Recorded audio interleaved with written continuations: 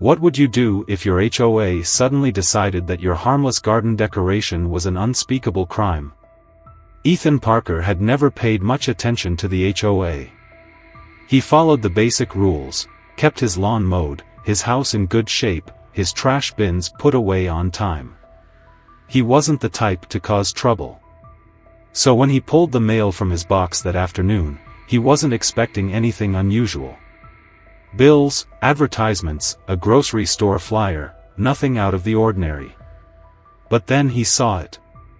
Wedged between the stack was an official-looking envelope, its bold red header standing out like a warning sign, Homeowners Association violation notice. His first thought was that it had to be some kind of mistake. Tearing it open, he skimmed the paper, his amusement quickly souring into irritation. A $100 fine. The alleged offense? Violation of community aesthetic standards. Ethan frowned. He had no idea what that even meant. His house was well kept, his yard was neat. What could possibly be wrong? Then his eyes landed on the specific violation listed beneath: unauthorized lawn ornament, ceramic garden gnome. He blinked, then glanced out his front window toward the small, cheerful figure standing near his walkway, a simple, traditional garden gnome holding a tiny lantern. It wasn't flashy. It wasn't gaudy. Just a harmless decoration, one that had been there for weeks without issue. Yet, somehow, this was what had set off the HOA? He shook his head, baffled. His neighbor had a plastic flamingo. Another house down the street had an enormous metal sculpture of a dog. But somehow, his garden gnome was where the line was drawn? Dropping into a chair, he flipped through the HOA rulebook he had been given when he bought the house. He searched for any mention of garden decorations. Nothing. Not a single word banning ornaments, gnomes, or anything remotely similar. "This is ridiculous," he muttered, tossing the notice onto the counter. No way he was paying this fine. The next day, as he pulled into his driveway, he noticed someone marching up his front path with a clipboard in hand. Karen. The name alone made his jaw tighten. Karen Whitmore, the self-important president of the HOA, was infamous in the neighborhood for her relentless enforcement of arbitrary rules. She was the kind of person who seemed to enjoy making other people miserable, like a self-appointed queen of the cul-de-sac. Her hair was short and stiff, her lips pressed into a permanent expression of disapproval, and her stride was full of aggressive authority. Before Ethan could even step out of his car, she called out, voice sharp and commanding. "Mr. Parker, we need to discuss your non-compliance." Ethan sighed, shutting his car door. He crossed his arms. "You mean the garden gnome?" Karen's eyes narrowed. "Yes. The gnome." She tapped her clipboard like a judge about to issue a ruling. "It does not conform to the aesthetic expectations of the neighborhood." Ethan raised an eyebrow. "You mean your aesthetic expectations?" Karen stiffened. "As HOA president, I represent the interests of the entire community. We have to maintain standards." Ethan chuckled, shaking his head. "That's interesting because I just read through the HOA rules. Didn't see anything about gnomes being banned." Karen's lips pressed even tighter. "Not everything is explicitly written down. We have guidelines to follow." Ethan leaned casually against his car. "Right. Guidelines. You just make them up as you go."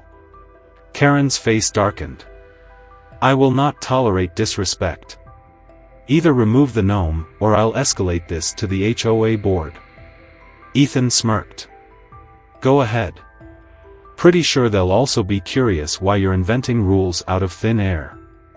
Karen bristled, gripping her clipboard like it was a lifeline. "Ignoring a violation won't make it go away. If this isn't handled promptly, you'll face additional fines." Ethan stared at her for a moment, debating whether to keep the conversation going. Instead, he just shrugged. "We'll see." Karen huffed, clearly expecting more resistance. I suggest you take this seriously." Then, turning on her heel, she stormed down the driveway, her shoes clicking against the pavement with aggressive determination. Ethan watched her go, shaking his head. It wasn't even about the fine anymore. It was the principle. The sheer arrogance of making up rules and expecting everyone to blindly follow them. That night, he grabbed his laptop and started digging into the HOA policies. If Karen thought she could push him around, she was in for a surprise.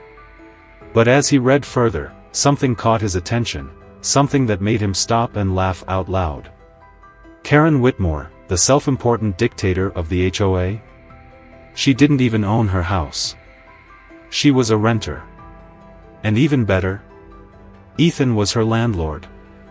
Ethan sat back in his chair, staring at the property records glowing on his laptop screen, a slow grin spreading across his face. It was almost too perfect. Karen Whitmore, the self-proclaimed enforcer of neighborhood standards, the woman who had threatened him over a garden gnome, didn't even own her house. She was a renter. And, as fate would have it, Ethan was her landlord. The realization sent a spark of satisfaction through him, but he didn't react immediately. No, this wasn't something to waste with a petty outburst. This needed strategy. Karen had spent who knew how many years bullying homeowners into submission, acting like she was the ultimate authority. Now, Ethan held the real power. And she had no idea. The next morning, he made a small but deliberate move. Another garden gnome appeared in his yard, positioned right next to the first one. It was a challenge, a subtle but undeniable message: your rules don't scare me. Karen, of course, took the bait. By the afternoon, she was back, storming up his driveway like a woman on a mission. Clipboard in hand, jaw set tight, her entire posture radiated self-importance. "Mr. Parker," she barked before he even had a chance to greet her, "this is your final warning." Ethan bit back a smirk, leaning lazily against his doorframe. Final warning? Over what? Karen's eyes flared as she pointed at the yard. "Not only have you refused to remove the unauthorized lawn ornament, but now you've added another." Ethan feigned confusion. "Wait, are you saying I'm being fined for owning garden gnomes?" Karen's nostrils flared. "This isn't funny.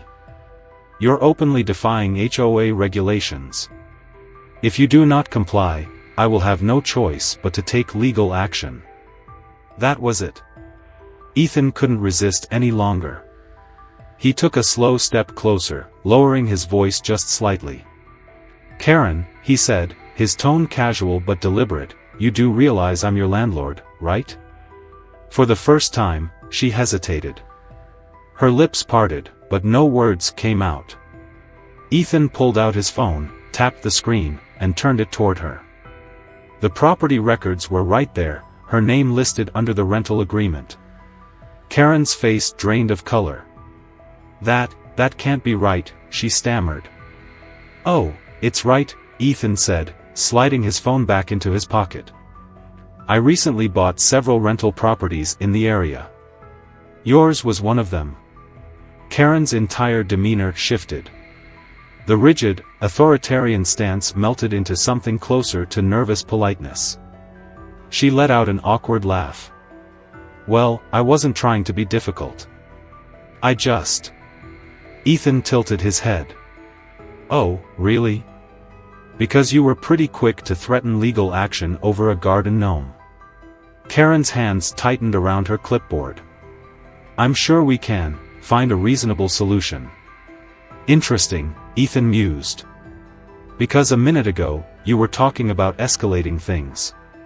Karen swallowed hard. "Perhaps I overreacted." He let that hang in the air for a second, watching as the realization fully sank in. Karen wasn't in control anymore.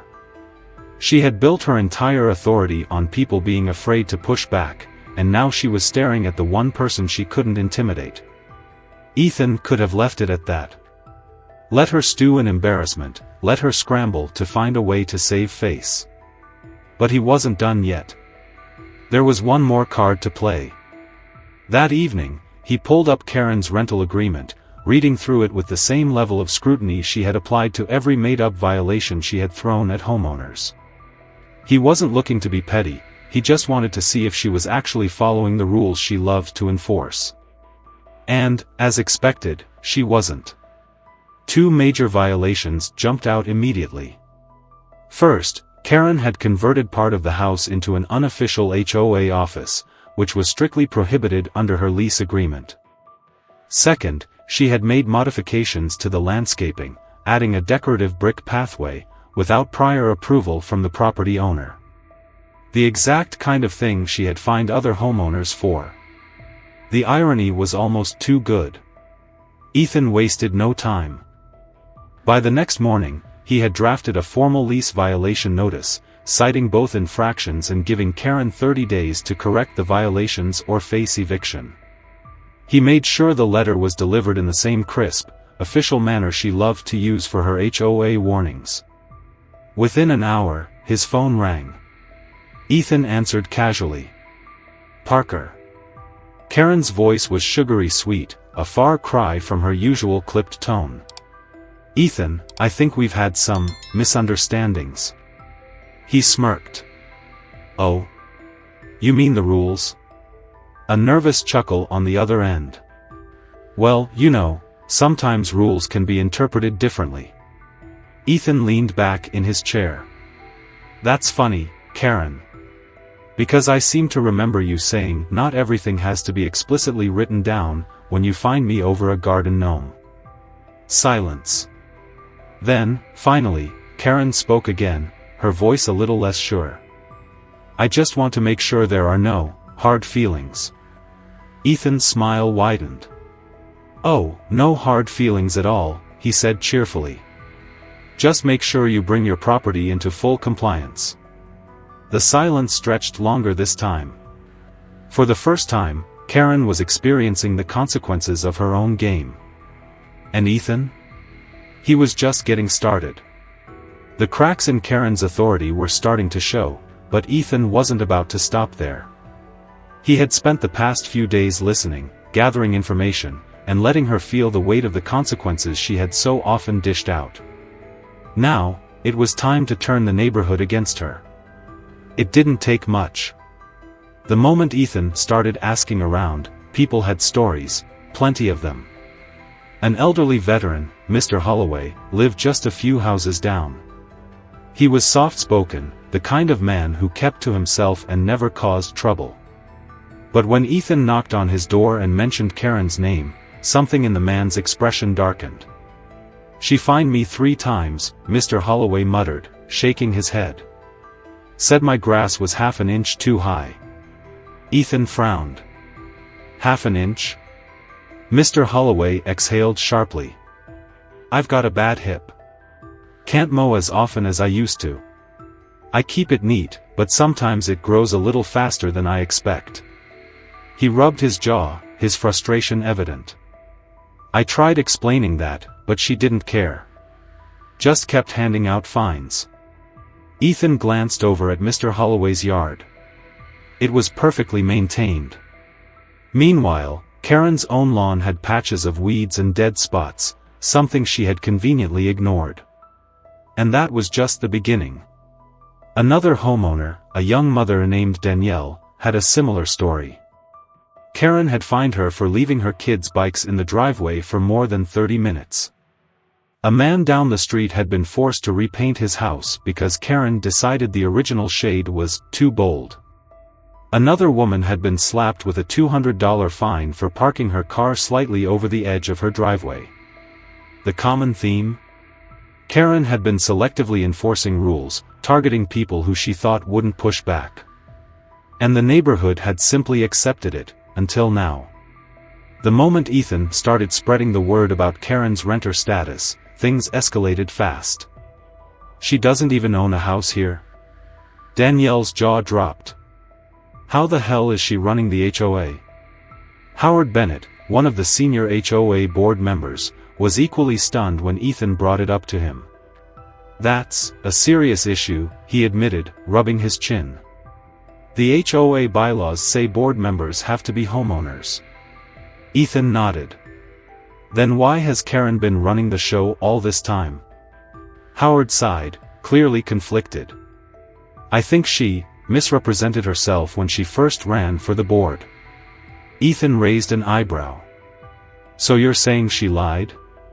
Howard hesitated but didn't deny it. Look, we never really checked.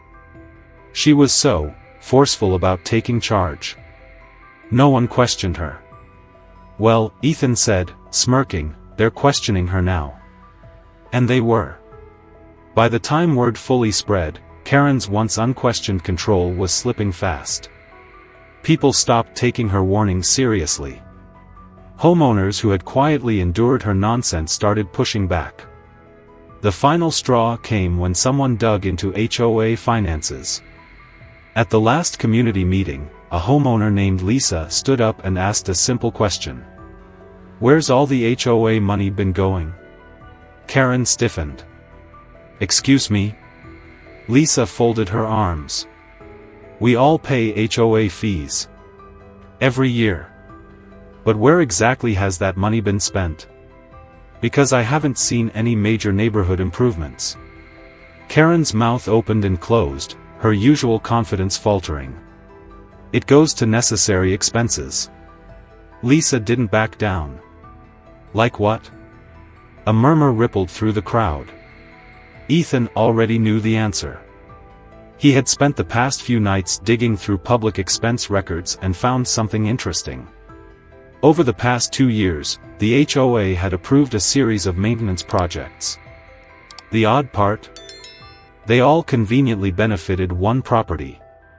Karen's rental house. The HOA had paid for landscaping renovations, an exterior paint job, and a new irrigation system, all under the guise of community upkeep. Ethan stepped forward, voice calm but firm. The HOA paid for repairs to Karen's house. The room erupted. Karen's face drained of color. That is not what happened, she said quickly. These were necessary. Howard cut her off. Karen, did you authorize these expenses? Karen's silence spoke louder than any words. And just like that, the entire neighborhood turned on her. For the first time, Karen looked powerless. The same people who had feared her, who had tiptoed around her rules, were now openly challenging her. Someone in the crowd muttered, so we've been paying HOA fees to fund her house? Someone else added, and she's been fining us over stupid stuff? The anger was palpable. Karen looked like she wanted to run, but there was nowhere to go. Then Howard cleared his throat. We'll need to schedule a formal HOA meeting to address this, he said, glancing at Karen. And to review the legality of your position. Karen's hands clenched at her sides. I have served this community faithfully for years. Howard cut her off again, this time with a finality that silenced her completely. This isn't up for debate. We're calling an emergency board meeting. Ethan met Karen's gaze, and for the first time, he saw it, fear. She knew. She was losing. And Ethan? He wasn't done yet. The tension in the community center was thick enough to cut with a knife. The emergency HOA meeting had drawn a record-breaking crowd. Homeowners who usually avoided these gatherings at all costs were now packed into the room, eager to see how this all played out. Karen sat at the front, her usual air of superiority intact, but Ethan could tell it was just a facade. Her shoulders were stiff, her jaw set just a little too tight. She knew she was in trouble. Howard Bennett, one of the senior board members, cleared his throat and called the meeting to order. We are here to discuss pressing concerns regarding recent complaints about HOA violations, the enforcement of fines, and board eligibility. His gaze flickered toward Karen. Karen, as HOA president, would you like to begin? Karen straightened in her seat and folded her hands over the table, attempting a look of composed authority. There has been a dangerous spread of misinformation in this community, she announced, her voice carrying through the room. It is vital that homeowners understand the importance of maintaining neighborhood standards. The HOA exists to protect property values and ensure a uniform aesthetic. Without enforcement, we risk. She was cut off by a sharp voice from the crowd. You mean enforcing made-up rules? It was Lisa, the homeowner, who had first questioned the HOA finances. Murmurs of agreement rippled through the audience. Karen's nostrils flared, but she kept her expression neutral. I have always acted in the best interest of the community. Howard leaned forward. Karen, we've received multiple complaints about fines being issued for infractions not listed in the HOA bylaws. Is that true? Karen gave a tight smile. Not all regulations need to be explicitly written. We have community guidelines that must be upheld. Ethan watched as Howard exhaled sharply, rubbing his temples. Karen, guidelines are not the same as enforceable rules. If a homeowner is fined, there needs to be a clear policy behind it. That's exactly the problem, Danielle interjected from the back of the room. She's been fining people for things that aren't in the rulebook. How is that fair? Karen's fingers dug into the table's edge. It's about maintaining order. Some things are just understood. That's not how the HOA works, Howard interrupted.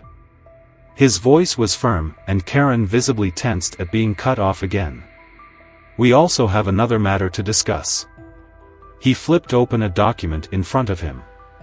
It has come to our attention that you do not own property in this neighborhood. The room fell into dead silence. Karen's face barely moved, but Ethan could see the faintest twitch in her jaw. I don't see how that's relevant, she said carefully. Howard's eyes narrowed. It's very relevant. The HOA charter clearly states that all board members must be homeowners within the community. You are enforcing regulations on property owners while renting one yourself. That is a direct violation of the bylaws. The murmurs in the room turned into full-blown whispers. People were leaning toward their neighbors, shaking their heads, muttering in disbelief. Karen sat straighter in her chair, doubling down. I have served this community for years. I have upheld standards, ensured compliance, and another board member, a no-nonsense woman named Ruth, cut her off coldly. That's not the point, Karen. The HOA requires board members to be homeowners. You can't legally hold your position. A slow ripple of realization moved through the audience. The very foundation of Karen's authority had just been shattered. She tried one last desperate move, leaning forward, her tone turning defensive. I have given countless hours to this HOA. I refuse to be treated like a criminal when all I've done is. The board has already voted, Howard said, his voice final. He slid a piece of paper toward her. You are being removed as HOA president, effective immediately. For the first time, Karen looked truly lost. Her mouth opened and closed, but no sound came out. Her fingers hovered over the document as if touching it would make it real. Then, from the back of the room, someone clapped. And just like that, the floodgates opened.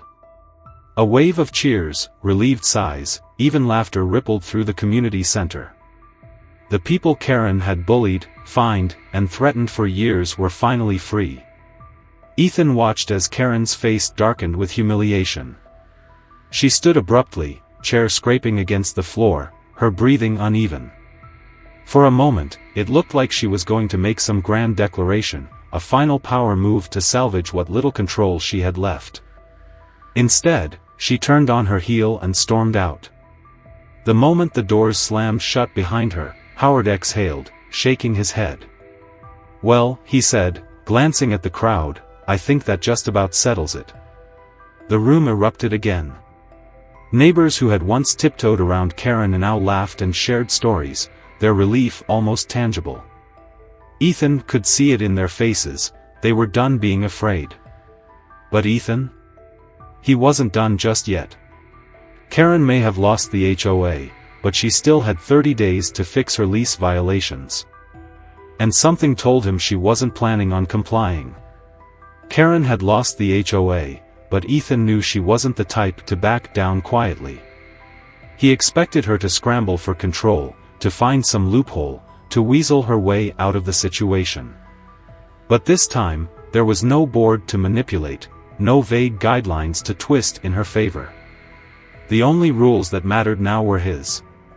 She ignored the lease violation notice at first, probably hoping that if she acted like it didn't exist, it would just go away. But Ethan wasn't about to let her slide by on the same arrogance that had fueled her HOA reign. He sent a formal follow-up, reminding her that she had 30 days to correct the violations, or she'd be out. Then, just as he expected, Karen made one last desperate move. Instead of removing her unauthorized landscaping or shutting down her so-called HOA office, she tried to move it elsewhere. A neighbor, Mr. Holloway, caught her setting up shop in his garage, attempting to run her fake authority from a new location like some kind of exiled dictator. He reported her immediately, and within hours, Karen was hit with yet another HOA complaint. That was the last straw. Ethan sent the final eviction notice. She had 14 days left. No appeals, no negotiations, no more fake rule enforcement. She was done. When the day finally arrived, the neighborhood gathered like it was a celebration. Some set up lawn chairs, others brought popcorn. Someone had even hung a huge banner at the entrance of the subdivision that read, "No more Karentocracy." Karen loaded up her car in silence, face tight with anger. She didn't speak, didn't make eye contact. She had spent years making people miserable, and now she had to leave under the same crushing weight of enforcement she had once imposed on everyone else. Ethan stood on his porch, arms crossed, watching as she finally drove away. The tension that had lingered over the neighborhood for so long disappeared with her. A strange sense of peace settled in. No more petty fines. No more clipboard inspections. No more power-hungry Karen. And just for good measure, he added one more garden gnome to his yard. Because this time, no one could tell him otherwise. Have you ever felt powerless against an HOA, or a Karen, before? Share your experiences below, let's see who had it worse.